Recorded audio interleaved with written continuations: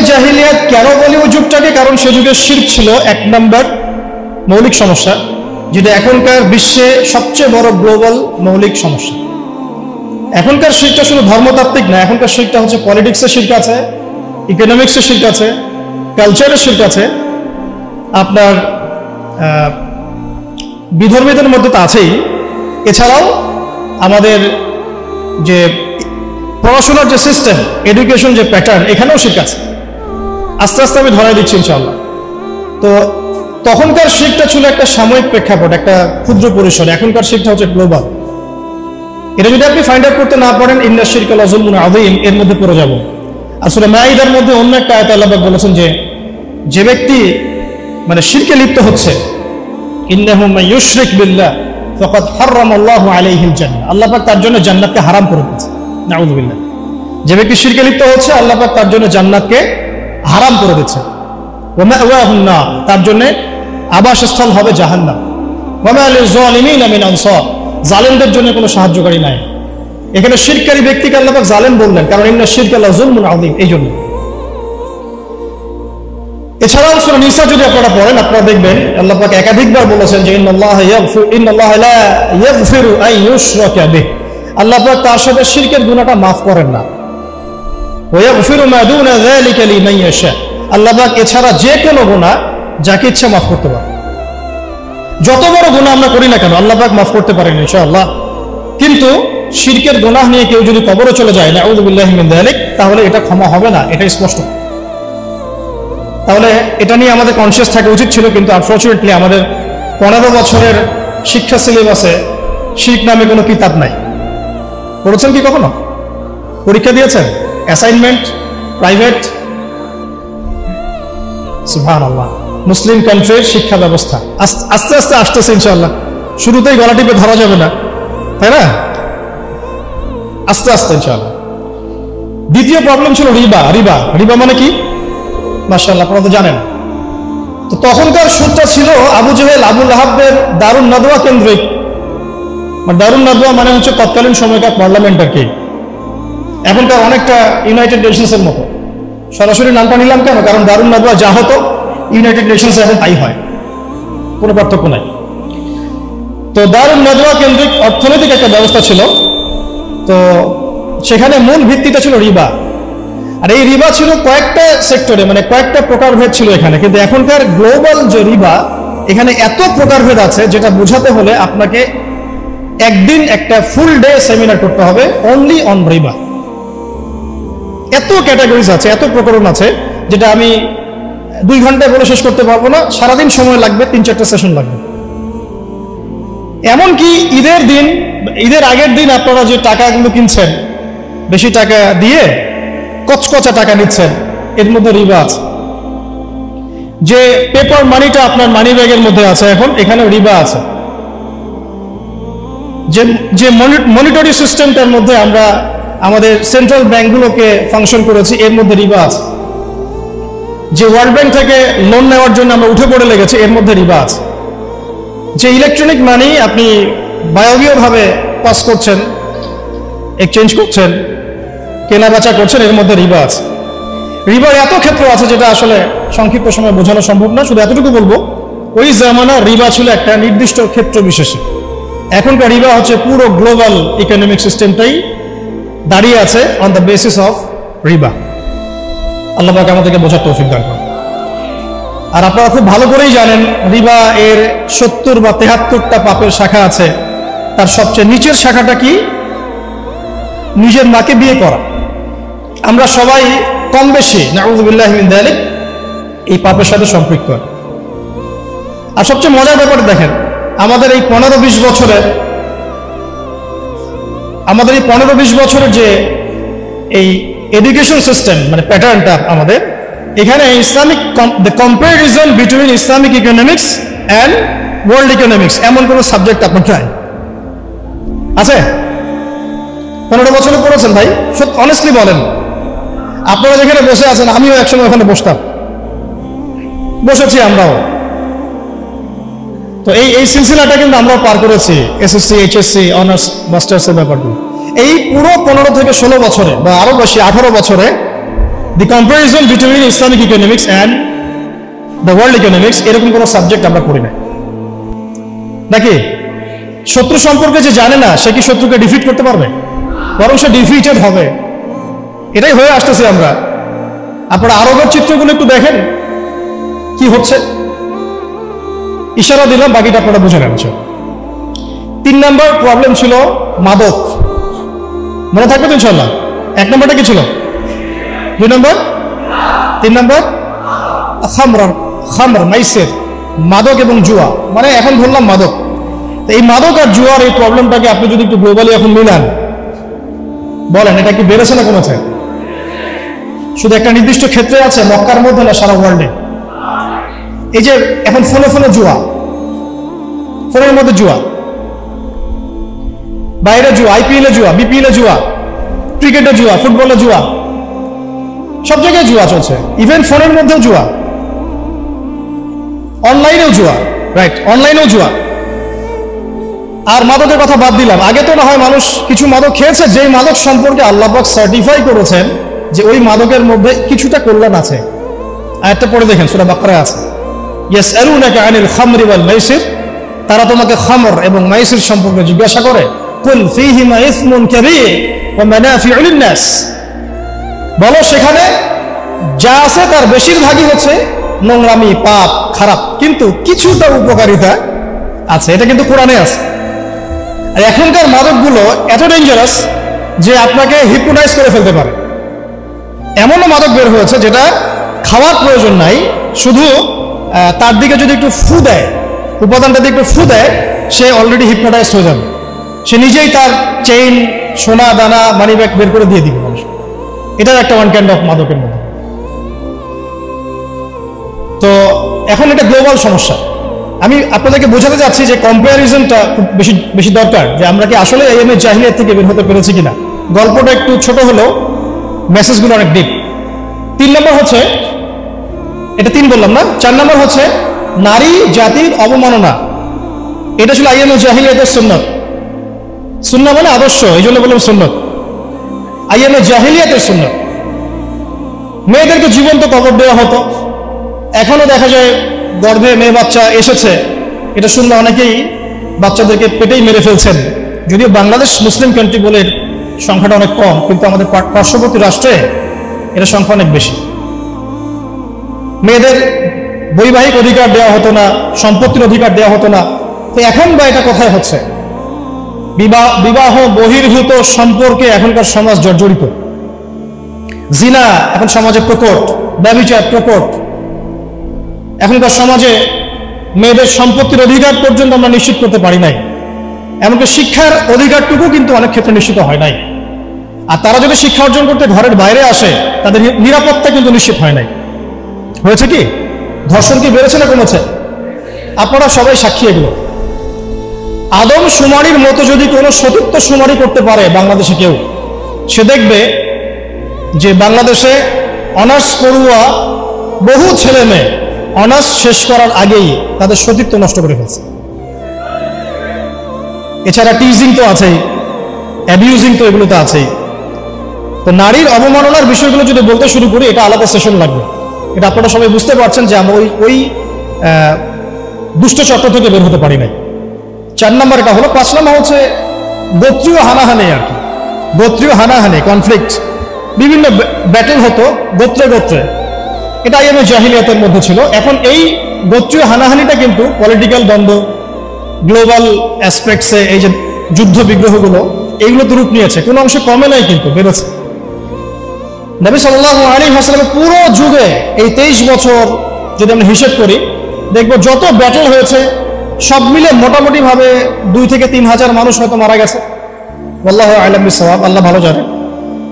এখনকার হিস্ট্রিগুলো যদি পড়েন, ভিয়েতনাম যুদ্ধে কতজন মানুষ মারা গেছে, যখন চাইনিজদের মধ্যে কনফ্লিক্টটা হয়েছিল মাও সেতুংয়ের সময়, তখন কতজন মানুষ মারা গেছে।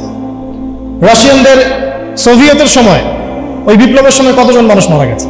আচ্ছা, ফার্স্ট ওয়ার্ল্ড ওয়ারে আসেন, কতজন মানুষ মারা গেছে। সেকেন্ড ওয়ার্ল্ড ওয়ারে আসেন, কতজন মানুষ মারা গেছে। কতজন না, কত কোটি। কতজন না, সংখ্যাটা কিন্তু কত কোটি। এটা ছিল ইংল্যান্ডের ওয়ার্ল্ড অর্ডার। তো ইউএসএর যে ওয়ার্ল্ড অর্ডার যখন সে পৃথিবীতে আসছে অ্যাজ এ রুলিং স্টেট, তখন সারা বিশ্বে যত যুদ্ধ বিগ্রহ হয়েছে এর মধ্যে কত লক্ষ কত কোটি মানুষ মারা গেছে। সবচেয়ে বড় কিলার স্টেট পৃথিবীতে এটা, যেটার সাথে বন্ধুত্ব করার জন্য আমরা উঠে পড়ে লেগেছি এখন। আর আমি একটা জিনিস সতর্ক করতে চাই আপনাদেরকে যে ইয়াজুজদেরকে তাড়িয়ে দিয়ে মাজুজদেরকে মাথার উপরে নিয়ে আসবেন না। ইশারা দিয়েছি, এটা রূপক অর্থে বলেছে। আবার এটা মনে করবেন না যে এরাই মাজুজ, এটা জুলকার নাইনের সেই ইয়াজুজ মাজুজ না, আমি রূপক অর্থে বলেছি। কারণ ইয়াজুজ আর মাজুজের ফাংশন কি?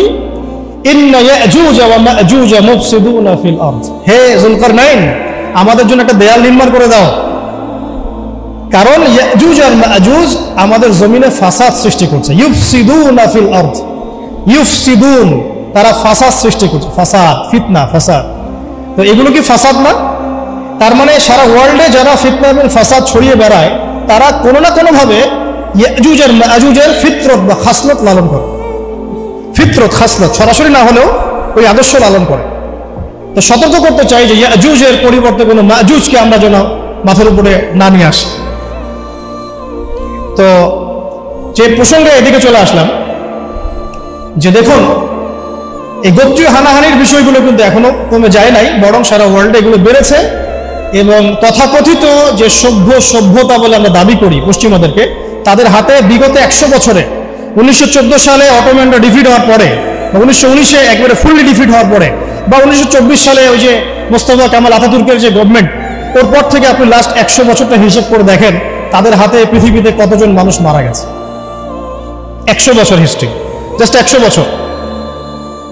তারা আমাদেরকে সভ্যতার ডেফিনেশন শিখাচ্ছে, সভ্যতার ধারক ও বাহক হয়ে তারা বসে আছে। এগুলো ভাবার বিষয় আমাদের, কারণ আল্লাহ রাব্বুল আলামিন আমাদেরকে অন্ধ থাকতে বলেন নাই, বরং আল্লাহ পাক সূরা আরাফের মধ্যে বলেছেন যে ইন্টারনাল ব্লাইন্ডনেস মানে আধ্যাত্মিক অন্ধত্ব, এটা জাহান্নামে যাওয়ার অন্যতম একটা কারণ। আবার বলছি, কথাটা রিপিট করছি, ইন্টারনাল ব্লাইন্ডনেস মানে আধ্যাত্মিক যে অন্ধত্ব, এটা জাহান্নামে যাওয়ার অন্যতম একটা কারণ। আমাদেরকে আধ্যাত্মিকভাবে অন্ধ থাকলে চলবে না। আল্লাহ পাক সূরা আরাফের মধ্যে বলেছেন যে ওয়ালাকাদ যারানা লিজাহান্নামা কাসীরাম মিনাল জিন্নি ওয়াল ইনস। এটা খুব ভালো করে শুনেন স্টুডেন্ট যারা আছেন। আল্লাহ পাক বলেছেন যে আমি প্রচুর জিন আর প্রচুর মানুষকে দিয়ে এই জাহান্নাম পূর্ণ করব। নাউযুবিল্লাহ। কি অপরাধে? এক, লাহুম কুলুবুন লা ইয়াফকাহুনা বিহা, কলব দিয়েছিলাম উপলব্ধি করে নাই, এটা একটা কারণ। ওয়া লাহুম আযানুন লা ইয়াসমাউনা বিহা, কান দিয়েছিলাম শোনে নাই। এই কান না, এই কান, এই কানে সবাই শোনে, কান দিয়েছিলাম শোনে নাই। ওয়া লাহুম আ'য়ুনুন লা ইউবসিরুনা বিহা, চোখ দিয়েছিলাম দেখে নাই। এই চোখ দিয়ে সবাই দেখে, এই চোখ সবাই এই চোখ দিয়ে দেখতে পারে না। এটা হলো আধ্যাত্মিক অন্ধত্ব, যেটা জাহান্নামে যাওয়ার একটা কারণ। আল্লাহ পাক আমাদেরকে বোঝার তৌফিক দান করেন। আল্লাহ পাক পরে বলেছেন উলাইকা কাল আনআম, এরা হচ্ছে মানুষ না, এরা হচ্ছে জানোয়ারের মতো। আনআম মানে গবাদি পশু, ক্যাটলস। বাল হুম আদাল, বরং তারা এর চাইতেও নিকৃষ্ট। উলাইকা হুমুল গাফিলুন, তারা হচ্ছে গাফেল সম্প্রদায়। আল্লাহ পাক আমাদের আধ্যাত্মিক অন্ধত্ব দূর করার তৌফিক দান করেন। এখন একটু এই জায়গায় একটু কনক্লুশনে আসি। এই যে 5টা প্রবলেমের কথা আমি বললাম, এই 5টা প্রবলেম এখনকার ওয়ার্ল্ডে আছে না নাই? শর্ট স্কেলে আছে না লার্জ স্কেলে আছে? গল্পটা হচ্ছে যে এই 5টা জাহেলিয়াত পূর্ণ সমাজ ব্যবস্থাকে আল্লাহ রাব্বুল আলামিন একজন ব্যক্তির হাত দিয়ে এবং একটা কিতাবের মাধ্যমে পরিবর্তন করে দিয়েছেন। আলহামদুলিল্লাহ। ভলিউমটি একটু বাড়ানো। আবার বলছি, এই যে 5টা জাহিলিয়াতে পূর্ণ সমাজ ব্যবস্থা, যেটাকে আমরা আইয়ামে জাহিলিয়াত বলছি, এই আইয়ামে জাহিলিয়াতকে আল্লাহ রাব্বুল আলামিন একজন ইলাহ, এক আল্লাহ, একজন নবীর হাতে একটা কিতাবের মধ্য দিয়ে পরিবর্তন করে দিয়েছেন মাত্র 23 বছরে। সুবহানাল্লাহ। আবার বলছি, একজন আল্লাহ, একজন নবী, একটা কিতাবের মাধ্যমে আল্লাহ রাব্বুল আলামিন উইদিন 23 ইয়ার্স ওই আইয়ামে জাহিলিয়াতকে শুধু পরিবর্তনই করেন নাই, বরং ওইটা চেঞ্জ করে একটা নতুন আলোকিত সমাজ বিনির্মাণ করেছেন। বিনির্মাণ বলবো না, আমি বলবো প্রতিষ্ঠিত করে দিয়েছে, যেটার ফল এখন পর্যন্ত আমরা ভোগ করছি 1450 বছর পরে এসে। আমরা এই কথাগুলো জানলাম কিভাবে? ওই 1450 বছর আগেকার মেহনতের ফসল। আমরা পড়াশোনা করে দেখছি যে আসলাফদের এত বড় বড় কিতাব আছে যেগুলো এখন পর্যন্ত অনুবাদই হয় নাই। আমরা যা পেয়েছি আমাদের সামনে এটা হবে মূল লেখার হয়তো 3 ভাগের 1 ভাগ, 2 ভাগ অনুবাদই হয়নি এখন পর্যন্ত, অনুবাদ করাই হয়নি, সে যোগ্যতা সম্পন্ন তালেবে ইলম বের হয়নি। খুব খুব গভীর বিষয়গুলো, আল্লাহ পাক আমাদেরকে বোঝার তৌফিক দান করুন। এখন তাহলে কনক্লুশন হচ্ছে এরকম সমাজ ব্যবস্থা পরিবর্তন করা সম্ভব। সেই আল্লাহ রাব্বুল আলামিনের দাসত্ব লাগবে, সেই একজন নবীর আনুগত্য লাগবে, এবং সেই একটা কিতাবের হক আদায় করতে হবে, এবং সেই নবী মুহাম্মদ সাল্লাল্লাহু আলাইহি ওয়াসাল্লামের সুন্নতকে অনুসরণ করতে হবে, ঠিক সাহাবায়ে কেরাম রাদিয়াল্লাহু আনহুম আজমাইন যেভাবে করেছেন সেইভাবে। এই তো সম্ভব কি সম্ভব না, এটা প্রথম প্রশ্ন। এটা কি তাত্ত্বিক কথা যে সম্ভব না, প্র্যাকটিক্যালি হয়েছিল কখনো, এবং হয়ে কি সেটা মানে থেমে গিয়েছিল না, এটা বছরের পর বছর যুগের পর যুগ চলেছে? আমি তো বলবো শতাব্দীর পর শতাব্দী চলেছে, তাই না? অটোম্যানদের যে মানে খিলাফা স্টেট যেটাকে আমরা বলছি, এটা তো অ্যাবলিশ হয়েছে বেশি দিন হয় নাই, 100 বছর, হাইয়েস্ট হলে 120 বছর হবে। এর আগ পর্যন্ত বিশ্ব কিন্তু এভাবেই রেখেছে। নবী সাল্লাল্লাহু আলাইহি ওয়াসাল্লামের যুগ, 4 খলিফার যুগ, উমাইয়াদের প্রায় 100 বছরের শাসন ব্যবস্থা, তারপর আব্বাসীয়দের প্রায় 550 বছর শাসন ব্যবস্থা, তারপরে ফাতেমিরা ছিল একদিকে, ওইদিকে কর্ডোভার দিকে আব্দুর রহমান তার শাসন ছিল, তারপরে মামলুকরা এসেছে, মোগলরা শাসন করেছে, তুর্কিরা করেছে, এভাবে চলেছে, বছরের পর বছর চলেছে। লাস্ট 100 বছরে আমাদের চিত্রটা একদম টোটালি ডিফারেন্ট। আমরা এখন মানে ডমিনেটেড, আগে আমরা ডমিনেট করতাম সারা ওয়ার্ল্ডকে, এখন আমরা ডমিনেটেড। তবে এটাও বেশি দিন থাকবে না ইনশাআল্লাহ, কারণ অচিরেই আবার সেই খেলাফা স্টেট সামনে আসছে ইনশাআল্লাহ। এটা যে আসছে একটু এক্সাম্পল আপনারাই, যেটা যেখানে হওয়ার কথা না সেটা সেখানে হচ্ছে, মানে কি, মানে টেবিল ঘুরছে আলহামদুলিল্লাহ। এবং আমরা আমাদের তরুণ ভাইদেরকে অনেক আশাবাদী, কিন্তু কিছু কিছু বিষয়ে সংশোধন করার দরকার, সেটা আমি টাচ করবো আজকে। এটাই আমার আলোচনার শেষ অংশ হবে ইনশাআল্লাহ। এখন একটা বিষয় খালি আজকে ফোকাস করবো, যেটা সব তো একদিনে করা সম্ভব না।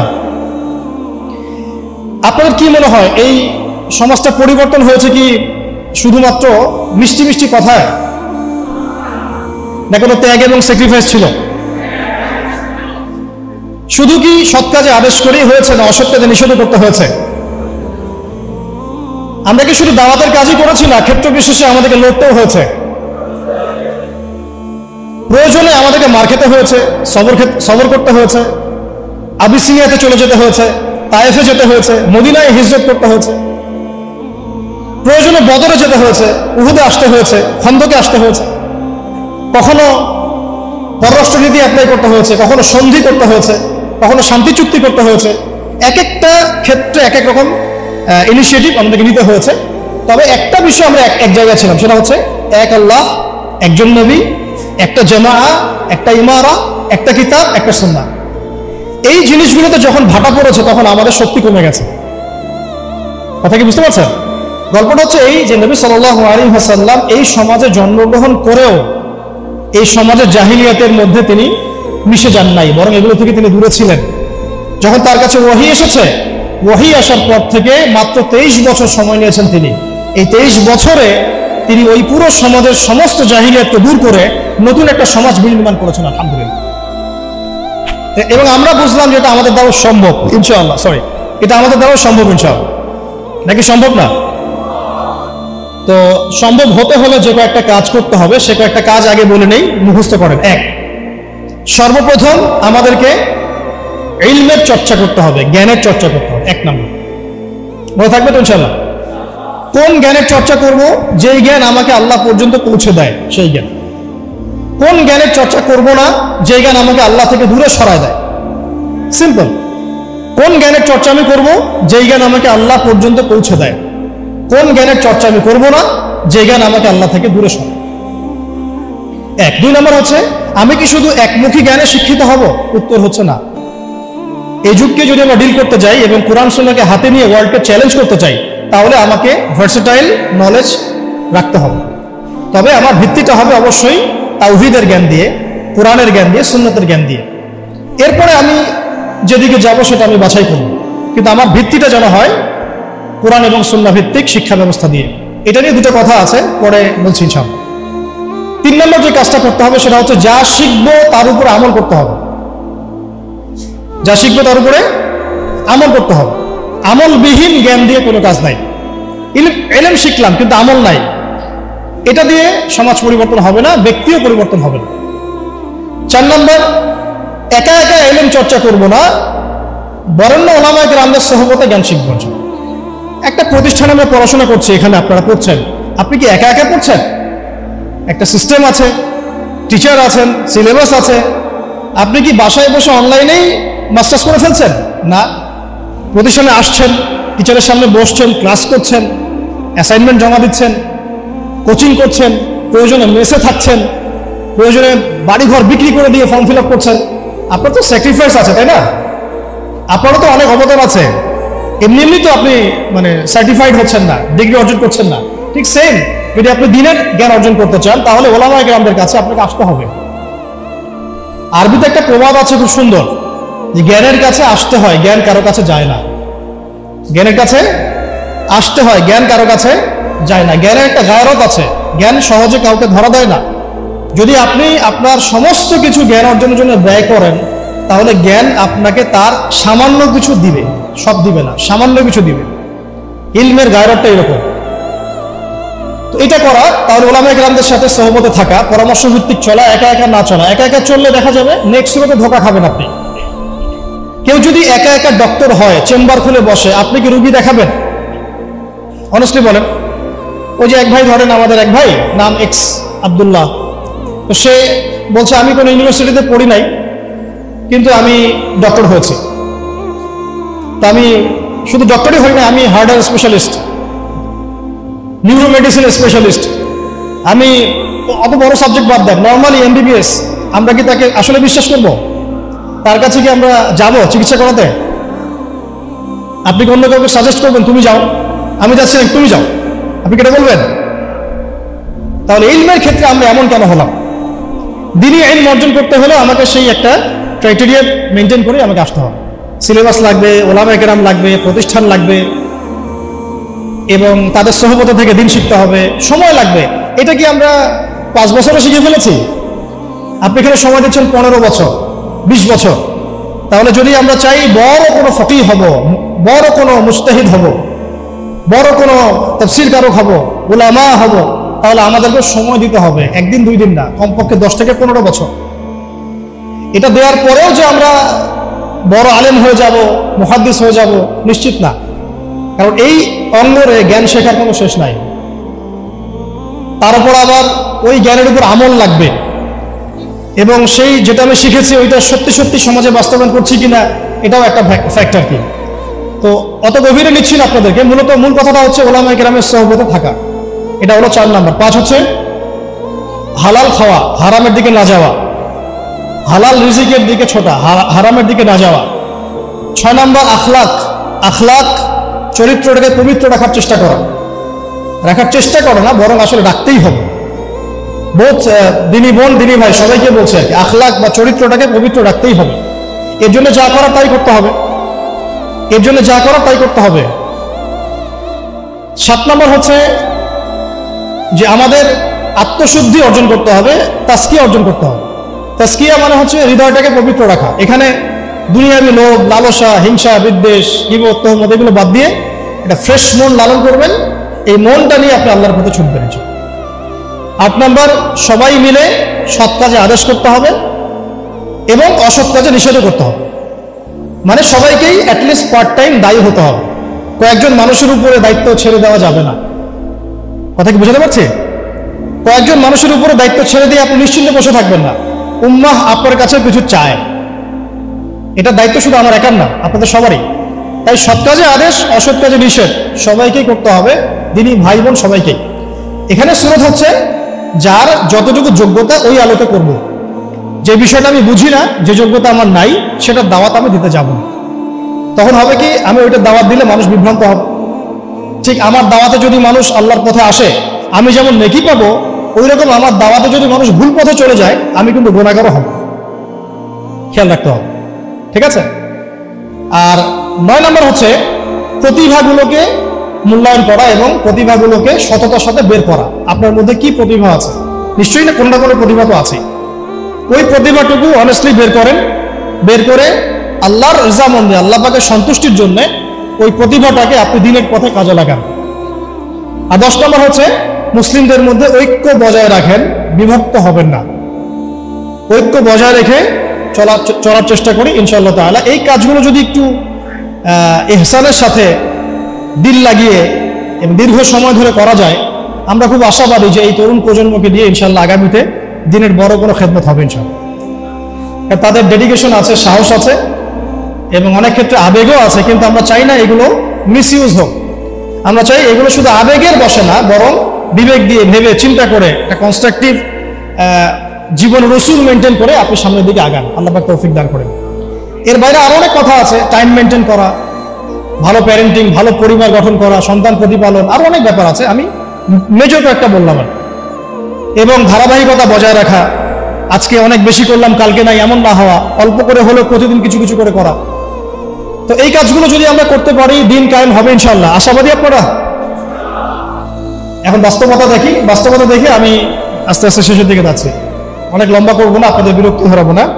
বাস্তবতাটা হচ্ছে এই যে নবী সাল্লাল্লাহু আলাইহি ওয়াসাল্লাম যে ওহীটা প্রাপ্ত হলেন, সূরা আলাকের প্রথম 5টা আয়াত, কটা আয়াত, এটাকে ধরে কয়েকটা কথা বলছে আপনারা।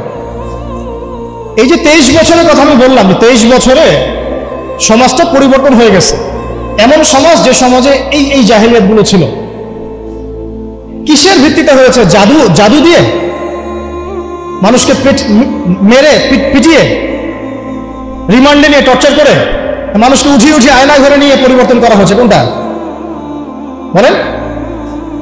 মানুষকে দাওয়াত দেওয়া হয়েছে, আল্লাহর দিকে নিয়ে আসা হয়েছে, বুঝানো হয়েছে, মানুষ বুঝে নাই, মানুষ গালিগালাজ করেছে, মেরেছে, সবর করা হয়েছে, প্রয়োজনে দেশ থেকে চলে যাওয়া হয়েছে, তাই না? হিজরত করা হয়েছে। পরে যখন তারা বেশি এগ্রেসিভ হয়ে গেল, তখন আমাদেরকে বদরে আসতে হলো। বদরে তো আমরা প্রথমে যাই নাই, তাই না? রাষ্ট্র যখন কায়েম করেছে তারপরে গিয়েছে, রাষ্ট্র কায়েম করার আগে তো আমরা বদরে যাই না। এখন আমরা এই পুরো যে কাজগুলো হয়েছে এর গোড়াটা যদি আপনি সার্চ করেন, দেখবেন সেটা হচ্ছে ওই প্রথম ওহীর ভিত্তিতে। ইকরা বিসমি রাব্বিকাল্লাযী খালাক, প্রথম ওহীটা কি ছিল?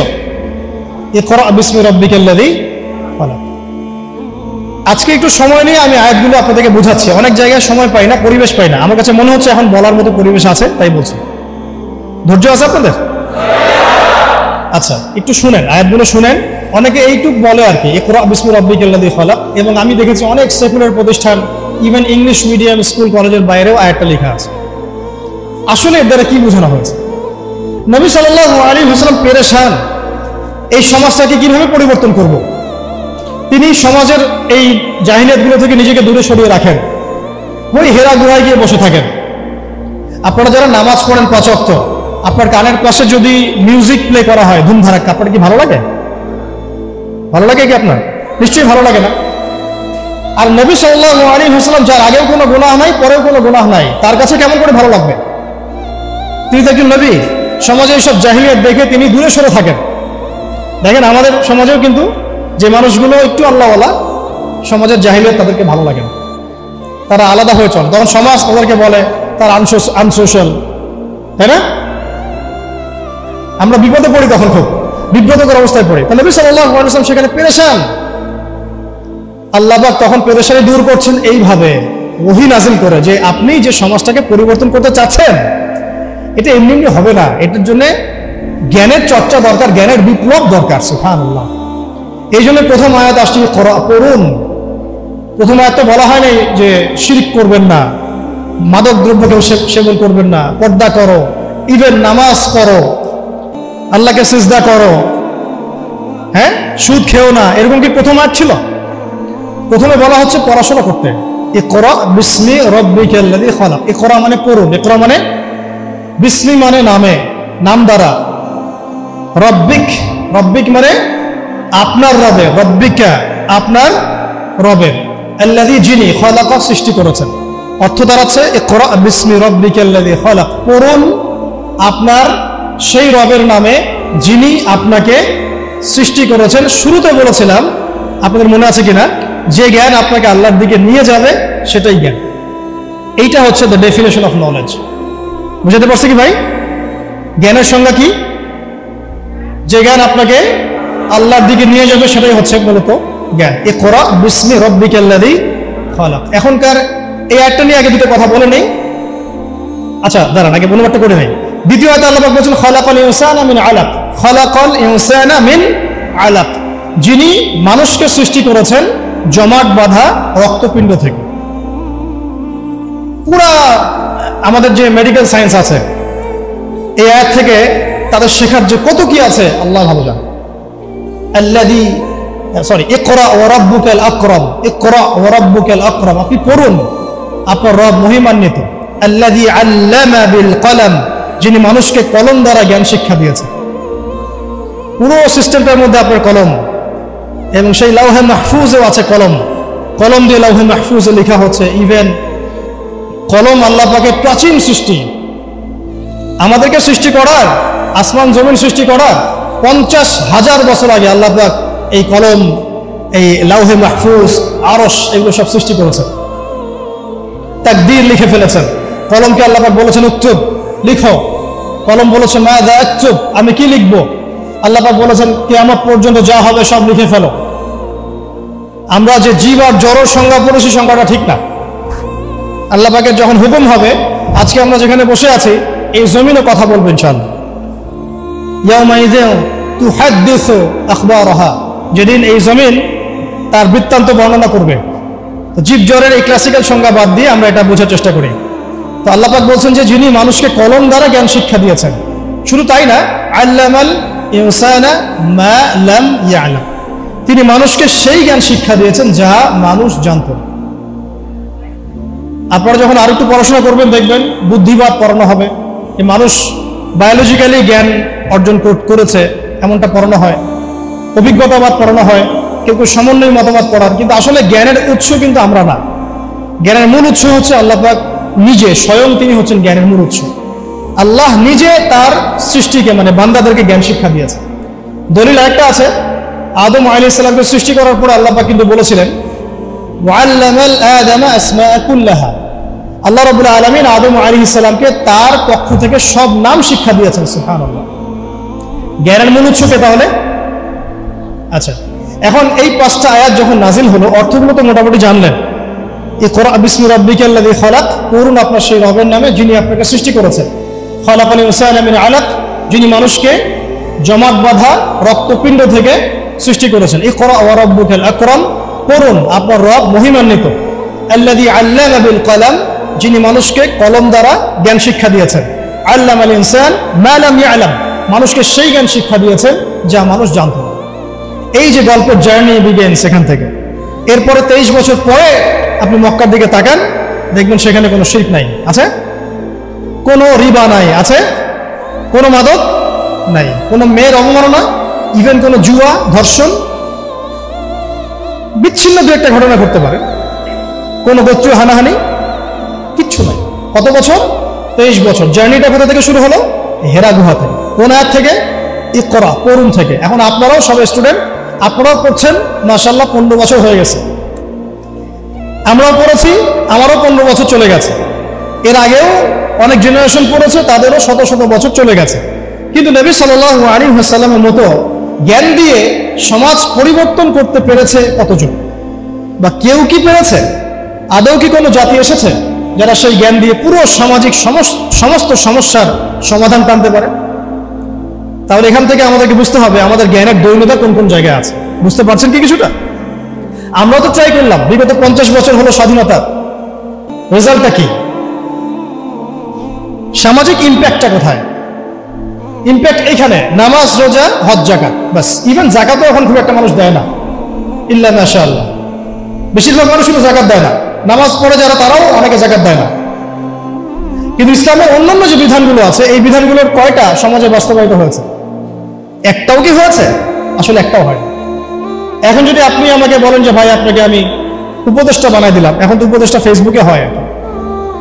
তো এখন যাই হোক, যোগ্যতা থাক না থাক, এমপি টেমপি হয় মানুষ, ওইদিকে আসবো, আমি ফিনিশিংটা ওইদিকেই দিব ইনশাআল্লাহ। একটু ধৈর্য ধরেন, শেষ করতেছি। দৈন্যতাটা দেখাবো, দৈন্যতা কোথায়, দৈন্যতাগুলো কোথায়। যদি বানায় দেন এবং আমাকে যদি বলেন ভাই কোরআনের তো আছে যে চুরি করলে চোরের হাত কেটে ফেলো, ব্যভিচার করলে রজম করো, তারপরে বেত্রাঘাত করো, মাদক দ্রব্য সেবন করলে বেত্রাঘাত করো, তারপরে হত্যা করলে কিসাস করো, মুরতাদ হয়ে গেলে তাকে মৃত্যুদণ্ড দাও, কেউ নবীকে গালি দিলে সাল্লাল্লাহু আলাইহি ওয়াসাল্লাম তাকেও হত্যা করো। আমি যদি এগুলো বাস্তবায়ন করতে যাই আগামীকাল, আমি কি আদৌ পারবো? এখন প্রশ্ন হচ্ছে কেন পারবো না? উত্তর, এক বাক্য উত্তর হচ্ছে আমাদের সমাজের মানুষ বিগত সময়গুলোতে নামাজ, রোজা, হজ, যাকাত এই শব্দগুলো যতটা শুনেছে, শরিয়া, দাওয়াত, জিহাদ, ইকামতের দিন, কিসাস, হুদুদ এই শব্দগুলো শোনে নাই। বুঝতে পারতেছিলাম? নামাজ শব্দ অর্থ জানেন কারা কারা? হাত তুলতে বললে সবাই হাত তুলবেন, তাই না? যাকাত শব্দ অর্থ কারা কারা জানেন বললে সবাই হাত তুলবেন। তা আমি যদি বলি হুদুদ অর্থ কি, কয়টা এবং কি কি, দেখবেন অনেক হাত নেমে গেছে।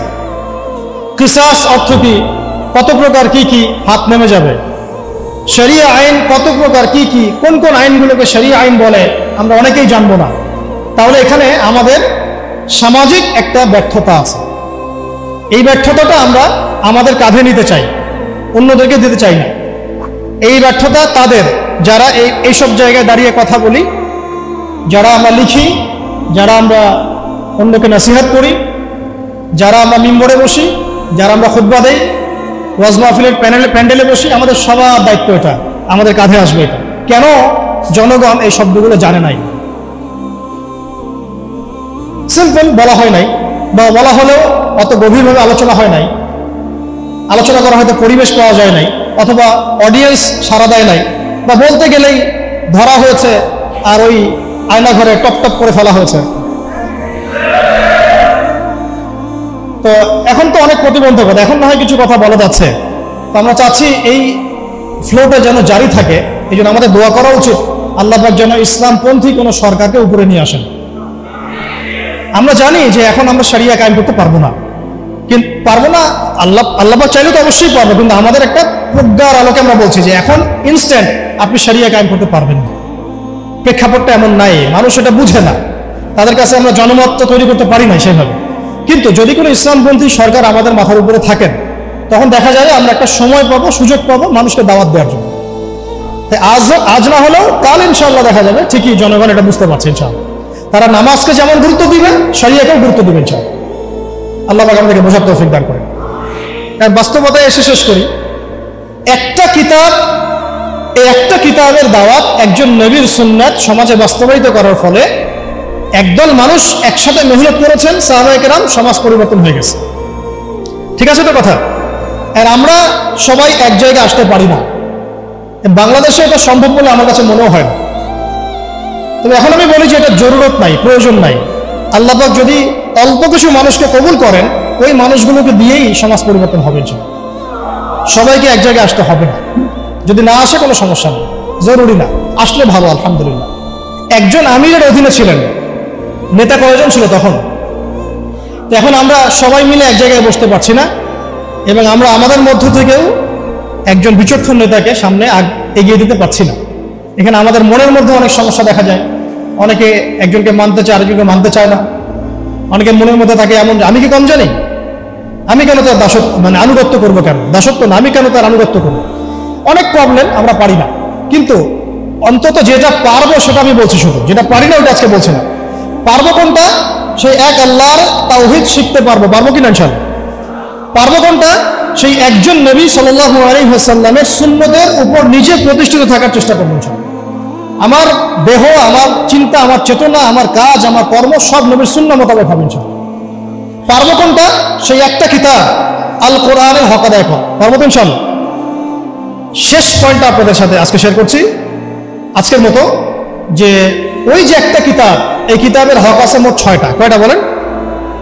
1 নম্বর বিশুদ্ধ করে তেলাওয়াত শেখা। 1 নম্বর, আমার সাথে বলেন, 1 নম্বর বিশুদ্ধ তেলাওয়াত শেখা। 2 নম্বর এর ভাষা শিক্ষা করা, কোরআনের ভাষা শিক্ষা করা, নিজের উপরে ফরজ করে নেওয়া উচিত। কোরআনের ভাষা যে জানে না সে কোরআন বুঝতে পারবে না, ফুল স্টপ। অনুবাদ করে কোরআন বোঝা যাবে না, যা বুঝবেন সেটা ভাষা ভাষা।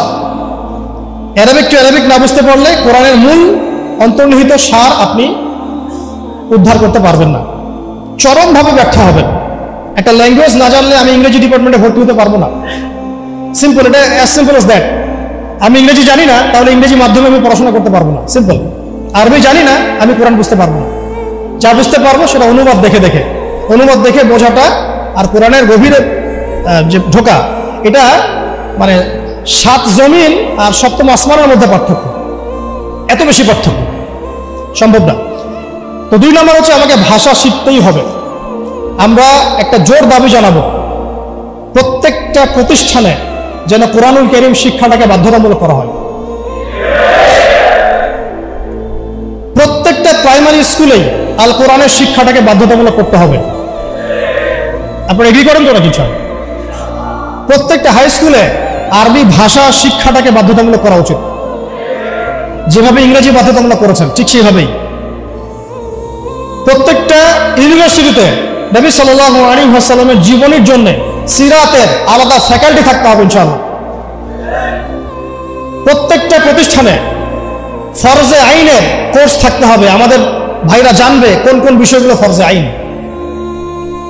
প্রতিটা বিশ্ববিদ্যালয়ে আমাদের উচিত আল কোরআনের তাফসীরের জন্য কিছু কিছু ফ্যাকাল্টি চালু করা, ইসলামের ইতিহাস চালু করা, ইসলামী ফিকহের নলেজ অর্জন করা এবং আকীদার জ্ঞান অর্জন করা।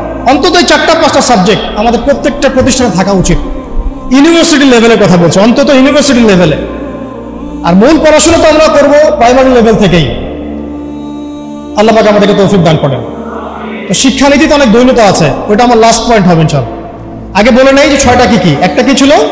কোরআনের বিশুদ্ধ তেলাওয়াত শেখা। 2, এর ভাষা শিক্ষা করতেই হবে আপনাকে আমাকে। 3 নম্বর হচ্ছে কোরআনের অর্থ বোঝার চেষ্টা করতে হবে, কোরআনের অর্থ বোঝার চেষ্টা করা, এবং এটা একা একা হবে না, ওলামায়ে কেরাম লাগবে। 4 নম্বর আল কোরআনের সমস্ত আদেশ মেনে চলতে হবে। রাজি আছি ইনশাআল্লাহ? 5 নম্বর আল কোরআনের সমস্ত নিষেধ বর্জন করতে হবে। পারা যাবে ইনশাআল্লাহ? এবং 6 নম্বর আল কোরআনের দাওয়াত মুসলিম অমুসলিম সবার ঘরে ঘরে পৌঁছাতে হবে ইনশাআল্লাহ। এটাকে আপনার লাইফের চ্যালেঞ্জ হিসেবে, অ্যাম্বিশন হিসেবে গ্রহণ করেন। আল্লাহ পাক তৌফিক দান করেন। শেষ কথাটা হচ্ছে এই দৈন্যতাটা শুনুন। আমি কয়েকটা দাবি উত্থাপন করলাম না, যে কোরআনুল কারীম প্রাইমারি লেভেল থেকে, হাই স্কুল লেভেল থেকে অনার্স মাস্টার্সে আসতে হবে, সিরাত আসতে হবে, আকীদা আসতে হবে। দৈন্যতা দেখেন, আমাদের স্বাধীনতার কত বছর হয়েছে? 50 পার হয়েছে না? আচ্ছা, আপনারা তো আমার চেয়ে অনেক ভালো জানেন, আমার চেয়ে আপনারা অনেক ভালো জানেন বাংলাদেশে প্রাইমারি স্কুলের সংখ্যা কত? কেউ কি বলতে পারবেন এক্সাক্ট ফিগারটা কত? কেউ বলতে পারবেন? আচ্ছা, আমরা একটা গেস করি, 10 লক্ষ হবে? হবে না মনে হয়। 1 লক্ষ হবে? 1 লক্ষ হবে? 68,000 হবে? হওয়ার তো কথা, 68,000 তো হওয়ার কথা। আচ্ছা, আমি এটা বাদ দিলাম, ধরলাম যে আমাদের বাংলাদেশে 50,000 প্রাইমারি স্কুল আছে। চলে কাদের আন্ডারে? গভর্নমেন্টের আন্ডারে, তাই তো? গভর্নমেন্ট তো চেঞ্জ হয়েছে বিভিন্ন সময়, হয়েছে না? আচ্ছা, মূল দৈন্যতা ধরে নেন, এটাই শেষ অংশ আলোচনা। এই অ্যাপ্রক্সিমেটলি 50,000 প্রাইমারি স্কুলে নিঃসন্দেহে 5 লাখ স্টুডেন্ট পড়াশোনা করে কমপক্ষে, অথবা 10 লাখ, অথবা 15 লাখ, অথবা 20 লাখ। আপনি সমস্ত স্টুডেন্টদেরকে যারা ক্লাস 5 পাস করেছেন সবাইকে একটা ময়দানে জড়ো করেন, তাদের সবাইকে শুধুমাত্র সূরাতুল ফাতিহা এর তেলাওয়াতটা শুদ্ধ হয় কিনা যাচাই করেন, দেখবেন 90% তেলাওয়াত শেখায়। যে 10% তেলাওয়াত ঠিক আছে, তারা শিখেছে বাসায় বা কোনো হুজুরের কাছে বা কোনো বক্তব্যে, নট স্কুলে। এটা আপনার মুসলিম প্রধান দেশের শিক্ষা ব্যবস্থা। I am very sorry to say, এবং আমি ক্রিটিসাইজ করতে চাচ্ছি না, আমি জাস্ট নসিহতমূলকভাবেই বলছি কথাগুলো। কারণ আমরা এই জাতির একটা পার্ট তো অবশ্যই। এই জাতি তো আমাদেরও, এই সমাজ তো আমাদেরও, এই রাষ্ট্র তো আমাদেরও, নাকি আমরা ভেসে আসছি? আপনার ছোট্ট মেয়েটা বা ছেলেটা বা আপনার ভাই বোন যে ক্লাস 5 পাস করেছে প্রাইমারি স্কুলে বা কোনো বেসরকারি স্কুলে বা কোনো ইংলিশ মিডিয়াম স্কুলে, সে আল কোরআন তেলাওয়াত তো দূরে থাক, সূরা ফাতিহা বিশুদ্ধ করে পড়তে পারে না। আর আমরা নিজেদেরকে মুসলিম দাবি করছি। তার মানে আমরা কোরআনকে গুরুত্ব দিই না, সিম্পল। আপনার ওই ক্লাস 5 পাস করা ছেলেটা বাংলা পড়ে, কবিতা পড়ে, ইংরেজি পড়ে, অঙ্ক পড়ে, সবই পড়ে, কোরআন পড়ে না, তার মানে আপনি কোরআনকে গুরুত্ব দেন না, সিম্পল। কোরআন আপনার কাছে ফোর্থ সাবজেক্ট, আমার কাছে ফোর্থ সাবজেক্ট। মুসলিম প্রধান দেশের শিক্ষা সিস্টেম, আমরা অনেক কথা বলছি, উপদেষ্টা, এই প্যানেল, সেই প্যানেল, কমিশন। শিক্ষা কমিশন নিয়ে কোনো আলোচনা হচ্ছে না, শিক্ষা কমিশনটা গঠন করা হচ্ছে না, সেই প্রাচীন কমিশন আবার ইম্পোজ করার চেষ্টা করা হচ্ছে। অথচ শিক্ষা হচ্ছে জাতির মেরুদণ্ড। আমার মেরুদণ্ডই ঠিক নাই, আমি ব্যাংকিং সিস্টেম কিভাবে চেঞ্জ করব? খালি মদের বোতল চেঞ্জ করলে হবে নাকি নতুন বোতলে পুরাতন মদ খাওয়াতে চাচ্ছেন? কোনটা? এটাই তো, মদের বোতল চেঞ্জ করলে হবে? আমরা কি নতুন কোন বোতলে সেই পুরাতন মদ খেতে চাই? এবার আসেন, এই 50,000 প্রতিষ্ঠানের স্টুডেন্টদের কথা বাদ দেন, তাদেরকে যারা পড়ায় সেই সমস্ত শিক্ষকদেরকে একটা জায়গায় বসান। এই সমস্ত শিক্ষকদের কোরআন তেলাওয়াত চেক করেন, এদের 90%, তাদের 90% কোরআন বিশুদ্ধ করে তেলাওয়াত করতে পারেন। তারা আপনার বাচ্চার শিক্ষার দায়িত্ব নিয়েছে। আমার বাচ্চাকে এমন একজন টিচার পড়ায় যে আল্লাহর কিতাব পড়তে পারেন, যে মুসলিম। আমি অমুসলিমদের কথা বলছি না, এখানে কোনো অমুসলিমদের কিনা আলোচনা হচ্ছে না, ঠিক আছে? সরাই দেন। এবার আসেন হাই স্কুল, সংখ্যা কত? দেখবেন লাখ লাখ। হাই স্কুলের সব স্টুডেন্টদেরকে বসান, একজন একজন করে চেক করেন, দেখবেন এদের মধ্যে মিনিমাম 80% কোরআন তেলাওয়াত করতে পারেন। তার হাই স্কুলে পড়াশোনা করেছে 8 থেকে 10 বছর, 8 থেকে 10 বছর, প্রায় লক্ষ লক্ষ টাকা খরচ করা হয়েছে, সময় দিয়েছে, তারা পরিশ্রম করেছে, পরীক্ষার পর পরীক্ষা, এক সেমিস্টার আরেক সেমিস্টার, এক টার্ম আরেক টার্ম, কোচিং, প্রাইভেট, অ্যাসাইনমেন্ট, এইটা সেইটা, কোরআন তেলাওয়াত করতে পারে না। আর আমরা আইয়ামে জাহিলিয়াতকে চেঞ্জ করতে চাচ্ছি, অথচ আমি দেখালাম চেঞ্জটা হয়েছে ইকরা বিসমি রাব্বিকাল্লাযী খালাক দিয়ে। জার্নি এখান থেকে শুরু হয়েছে। এমন কোন সাহাবী আপনি খুঁজে পাবেন না যিনি কোরআন তেলাওয়াত করতে পারেন। এমন কোন সাহাবী আপনি পাবেন না যিনি কোরআনের অর্থ বুঝেন না। এমন কোন সাহাবী পাবেন না যিনি কোরআনের আদেশ নিষেধ মানেন না, দাওয়াতের কাজ করেন না। এবার এই হাই স্কুলের সব বাচ্চাদেরকে সরাই দেন, সরাই দিয়ে সব টিচারদেরকে বসান। হাই স্কুলের যারা টিচার তাদের মধ্যে ম্যাক্সিমামই 70% তো হবেই আমার ধারণা, ইভেন সূরাতুল ফাতিহা আপনাদের শুদ্ধ না, সূরা ফাতিহা শুদ্ধ না। আপনারা লক্ষ লক্ষ স্টুডেন্টের ভবিষ্যৎ বিনির্মাণের দায়িত্ব নিয়ে বসে আছেন, কোরআন তেলাওয়াত করতে পারেন না। আপনি কোরআনকে গুরুত্ব দেন না। ইলমের মূল যে সোর্স, জ্ঞানের মূল যে উৎস, তার সাথে আপনার কোনো তাল্লুক সম্পর্ক নাই, কিন্তু আপনি জাতির শিক্ষক, বেতন পাচ্ছেন, ভাতা পাচ্ছেন, কোনো কোনো ক্ষেত্রে আপনি পেনশন পাচ্ছেন, ইত্যাদি ইত্যাদি। একটু উপরে যাই, এই যে বলেছিলাম শেষে একটু চেপে ধরবো আর কি, এটা চেপে ধরার সময় বেশি হয়ে যাচ্ছে নাকি? প্র্যাকটিক্যাল কিছু কথা, শেষ 5 মিনিট ইনশাআল্লাহ। এরপরে আরেকটু উপরে যাই, আপনারা কোন লেভেলে আছেন? অনার্স। অনার্স লেভেলে বাংলাদেশের প্রতিষ্ঠান নিশ্চয়ই 1000-এর কম না, হ্যাঁ? রিনাউন্ড প্রতিষ্ঠান, স্ট্যাবলিশড। তাদের সমস্ত স্টুডেন্টের মধ্যে ছেলে আছে, মেয়ে আছে, সবাইকে একটা মাঠের মধ্যে বসা, সবাইকে একজন একজন করে ইন্ডিভিজুয়ালি অনলি সূরা ফাতিহার তেলাওয়াত শুনুন, অনলি সূরা ফাতিহা। আমি কিন্তু আল কোরআনের পুরা অনুবাদের কথাও বলি নাই, তাফসীরের কথাও বলি নাই, অর্থের কথাও বলি না, কিছুই বলি না। দেখবেন এর মধ্যে মিনিমাম 60% তেলাওয়াত সহিহ না, করতেই পারে না, দাঁত ভেঙে যাচ্ছে। সে পড়াশোনা করছে 15 থেকে 16 বছর ধরে, আরো বেশি হতে পারে, আরো বেশি হবে। এখানে 10 বছর, এখানে 2, 18, এদিকে 20, 18 থেকে 20। আমরা মুসলিম প্রধান দেশে থাকি, এটা আমাদের শিক্ষা ব্যবস্থার অবস্থা। এবং আমরা আবার মানে চাইও যে আল্লাহর জমিনে দিন কায়েম হোক। আমরাই আবার চাই যে আল্লাহর জমিনে দিনটা কায়েম হোক। আর যে বাকিরা পারে তারা কোথায় শিখেছে? হয় কোনো মাদ্রাসায়, হয় কোনো বক্তব্যে, অথবা ইন্ডিভিজুয়ালি কোনো ওস্তাদের কাছে, নট একাডেমিক্যালি। নট ইনস্টিটিউশনালি, যেখানে সে পড়ে সেখানে সে শিখে নাই, তার সাবজেক্ট এটা নাই, তার সাবজেক্টে 12টা সাবজেক্ট আছে তার, যে একটা সাবজেক্ট নিয়ে অনার্স পড়ে, আপনারও তো 6টা সাবজেক্ট আছে ফ্যাকাল্টিতে আছে না, ওই সাবজেক্টের মধ্যে কোরআন নাই,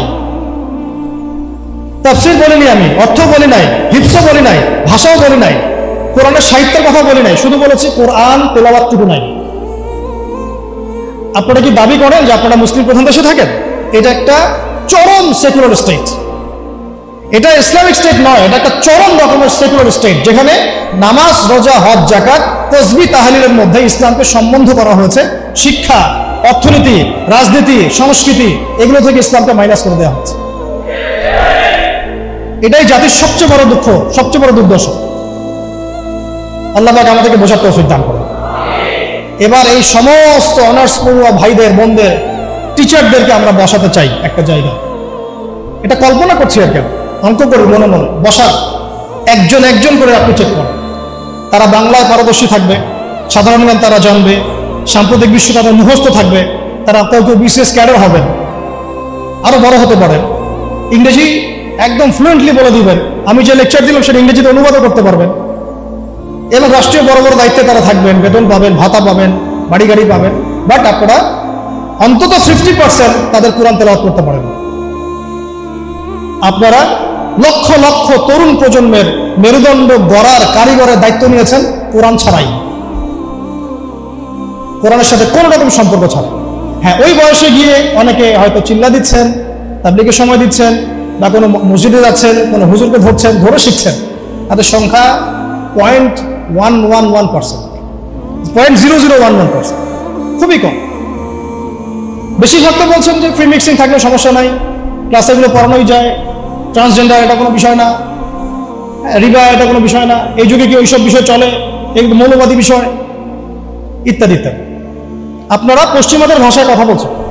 এবার এই সব সরাইদের মাস্টার্সের ভাইদেরকে বসান, সেম অবস্থা, লম্বা করছে না, মাস্টার্সের টিচারদেরকে বসান, সেম অবস্থা।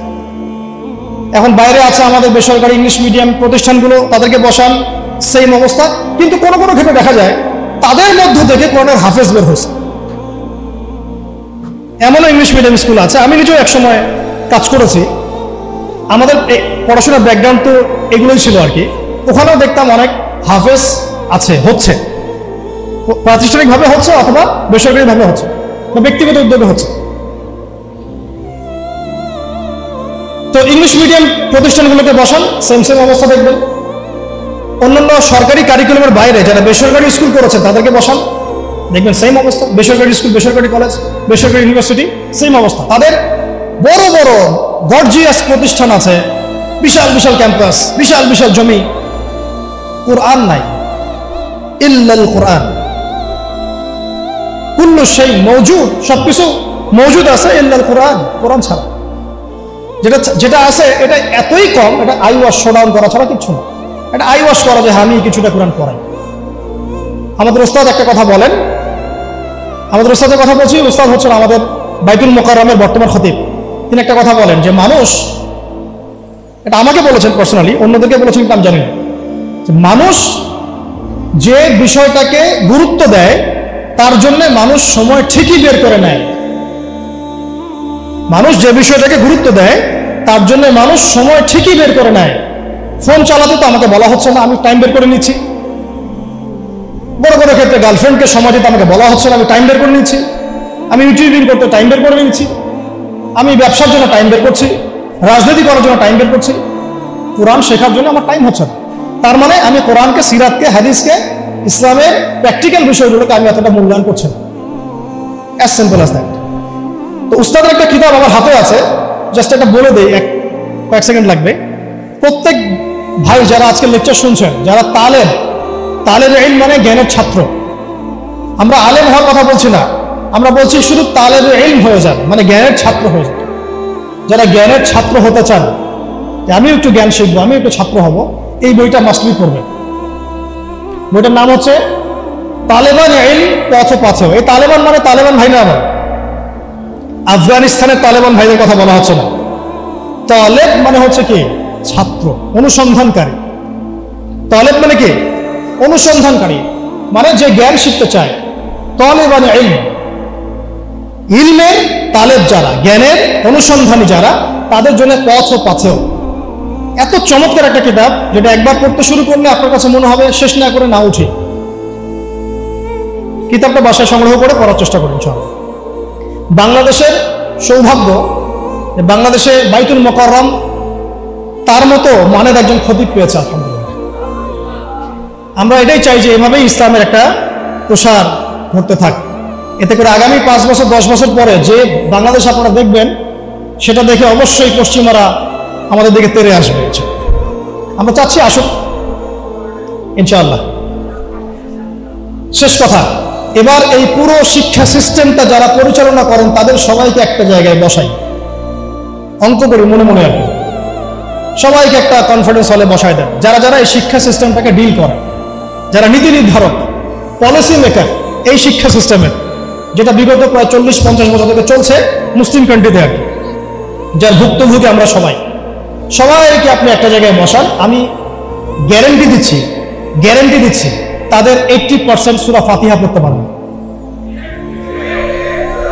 আরো বেশি হতে পারে। আমি কমায় বলছি, বাকি যারা পারে তারা ব্যক্তিগত উদ্যোগে শিখেছে। এবার আরেকটু করে যাই, এই শিক্ষা কমিশনটা যারা নিয়ন্ত্রণ করে, এই সমস্ত পার্লামেন্ট সদস্যদেরকে বসান, তারাই তো নিয়ন্ত্রণ করে, তাই তো? 360 জনকে বসান, স্পিকার সাহেব সহ। তাদের মধ্যে কেউ কেউ হয়তো সহিহ বুখারী পড়েছে বলে দাবি করে, তো যাই হোক, তাদেরকে বসান একটা জায়গায়। এটা আমি বিনয়ের সাথে বলছি, লজ্জার কিছু নাই এবং আঘাত করতে যাচ্ছি না। এটা তাদেরও তো পরকাল আছে না, আল্লাহর সাথে তাদেরও সাক্ষাৎ করতে হবে। যদি বলে আমাদেরকে কেউ দাওয়াত দেয় নাই, আমরা সেই জায়গা দিচ্ছি না, আমি দাওয়াত দিয়েছি আপনাকে, আমি আপনাকে দাওয়াত দিয়েছি, এটা আপনার দলিল।